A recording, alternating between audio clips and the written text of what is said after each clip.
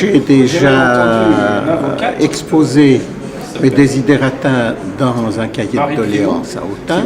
J'ai même envoyé mes réflexions au cabinet de Macron, qui d'ailleurs, à ma grande surprise, m'a répondu, enfin pas lui, un de ses attachés, en me disant que c'était intéressant et que ce serait bien de venir participer au grand débat. Je suis venu, j'ai vu, j'ai vaincu. Je voulais prendre la parole, j'avais préparé une liste de suggestions, mais individuellement, elles ont toutes été exposées par des participants, donc c'était plus la peine que je prenne la parole, puisque tout avait été dit au cours de la soirée. C'est plutôt positif, mais de toute façon, je me pose quand même des questions. En 2019, on nous demande des cahiers de doléances comme en 1789.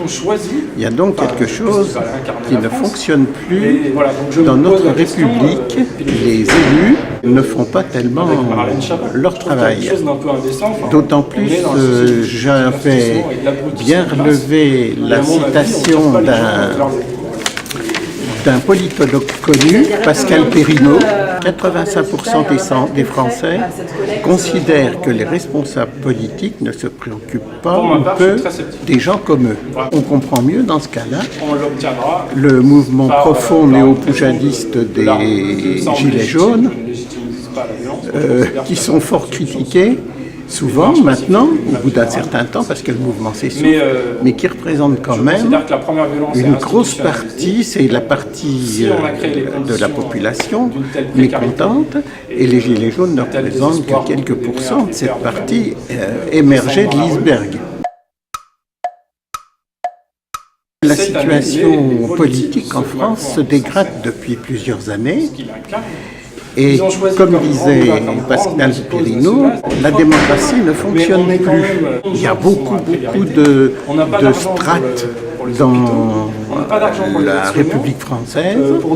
Je ne prendrai qu'un exemple. Vous avez en France 35 000 communes. 35 000 communes, c'est énorme. En plus, on a créé sur le millefeuille français des communautés de communes. C'est une strate supplémentaire. Et on n'a pas supprimé de communes, à part quelques dizaines. Quand vous voyez que l'Allemagne, pour le même nombre d'habitants, n'a que 11 000 communes, que des pays comme la Hollande, qui sont peut-être 4 fois moins peuplés que la France, mais n'ont que 300 communes, ça représente, pour le budget de la France, qui est ultra déficitaire et la France est complètement surendettée, ça représente quelque chose d'extraordinaire. Et on ne voit pas de réforme venir. Je laisse la place aux jeunes, mais pendant mon activité, j'étais dans le commerce, travailleur indépendant, et là je me suis bien exprimé.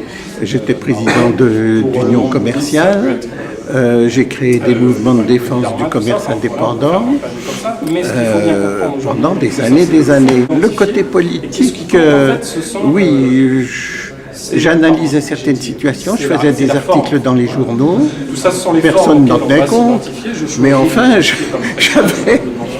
j'avais ma conscience pour moi.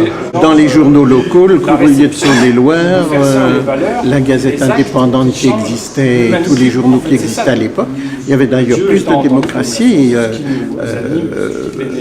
journalistique, j'allais dire, il y a 30 ans. À Autun, vous aviez 3 journaux. Maintenant, on n'a qu'un journal régional. Ah ben non, je suis un peu comme les Gilets jaunes, et pourtant je fais partie de la population. Je fais partie de cette classe moyenne privilégiée. Mon violon d'Ancre, c'est l'histoire d'analyser la situation et de voir que beaucoup de choses ici ont été dites, entre autres un monsieur qui a parlé des députés, des sénateurs. Il a été très bref. C'est ça, Dieu, c'est ça la source, et c'est ça très clair. Il faut vraiment renouveler le personnel politique, parce qu'on vit pour l'instant sous un système qui a été institué lors de l'arrivée au pouvoir du général de Gaulle, mais c'était un système majoritaire qui a été taillé à sa mesure pour régler les grands problèmes de l'époque, la guerre d'Algérie, la décolonisation, ainsi de suite. Donc on est entré dans la Ve République et le système a perduré. Mais maintenant on se rend bien compte, d'ailleurs je reviens aux Gilets jaunes, qui ont toute ma sympathie.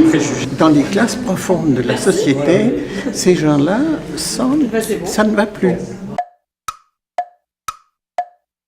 Je dirais que pour avoir fait en Afrique du Nord, quand j'étais militaire, de l'action psychologique, ça va bien noyer le poisson. C'est sympathique, mais les princes qui nous gouvernent n'ont pas besoin de ça pour savoir ce qui va mal dans le pays. Je n'ai aucune sympathie ni antipathie vis-à-vis de Macron. Mais le président Macron n'est pas un enfant blanc qui est sorti de la dernière couvée. Hein. C'est un banquier qui a fait de la politique, qui a été ministre des Finances, si je ne me trompe, qui connaît bien le système et qui sait bien comment ça marche. Peut-être est-il plus malin que les autres. Mais est-ce que ce serait un réformateur? Eh bien, l'usage nous le dira. Écoutez, si on ne fait pas les réformes qui s'imposent, la France s'enfonce de plus en plus, parce que depuis 30 ans, on aurait dû faire des réformes en France. Hein. Et beaucoup d'autres pays les ont fait. Et la France s'enfonce de plus en plus. On est une nation presque en faillite, surendettée, qui a du mal à lutter dans la zone euro, qui est éreintée par la mondialisation, et on voit le résultat. Vous prenez des petites villes comme Autun qui sont passées en 20 ans, même pas, de 22 000 à 13 000 habitants, il ne faut pas l'oublier. Il y a la désindustrialisation, c'est quelque chose d'effarant. Un pays qui n'a plus de moyens de production, c'est un pays qui va aller à volo. Et la charge financière, puisqu'on n'a plus on n'a plus d'industrie, on n'a plus la balance commerciale est déficitaire. Donc je suis très pessimiste, mais je ne fais que regarder ce qui se passe, les analyses et ce que disent certains journaux financiers. Changer le système électoral, il faudrait un système obligatoire, vote obligatoire, proportionnel, assorti de référendum. Et mon cri de guerre, ce serait plutôt dans l'état actuel des choses, sortez les sortants.